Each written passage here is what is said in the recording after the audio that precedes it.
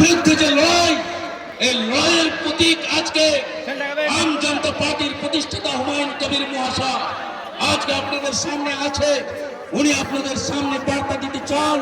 উনি আজকে যাকে এখানে প্রার্থী করেছেন ইমতিয়াজ আলী মোল্লা সাহেব, যিনি আজকে আপনাদের সামনে আছেন, বুক জিতিয়ে আজকে তৃণমূল, বিজেপি, আরএসএস এর ষড়যন্ত্রের বিরুদ্ধে যে রাস্তায় নেমে আজকে লড়াই করছেন, আপনাদের লড়াইয়ের প্রতীক আজকে এখানে দাঁড় করিয়ে দিয়েছে হুমায়ুন কবির সাহেব।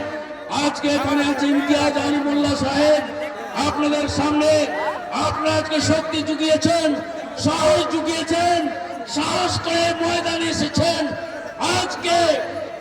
আজকে তৃণমূল, আরএসএস, বিজেপিকে মুহূর্তের জবাব দেওয়ার জন্য, তাদের ষড়যন্ত্রকে ব্যর্থ করে দেওয়ার জন্য, তাদের ষড়যন্ত্রকে মোকাবেলা করার জন্য যে সাহস আপনারা জুগিয়েছেন, আপনারা এখানে এসছেন।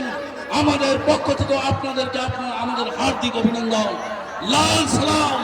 তাই আজকে আপনারা এই সভাকে সাফল্যমণ্ডিত করবেন, লড়াইয়ের ময়দানে সাথ দেবেন। তার জন্য আপনারা আজকে এখানে উপস্থিত হয়েছেন। আপনাদের আজকে শত শত সালাম। বন্ধুগণ, আপনারা এই সভাটাকে সফল করেন। আপনারা ধৈর্য ধরে বসুন এবং আজকে আপনাদের সামনে আজকে আমাদের হুমায়ুন কবির সাহেব যে বার্তা দিতে চায়, ইমতিয়াজ আলী মোল্লা সাহেব যে লড়াইয়ের বার্তা দিতে চায়, সেটা আপনারা আজকে ধৈর্য সহকারে আজকে শুনবেন, আজকে সফল করবেন।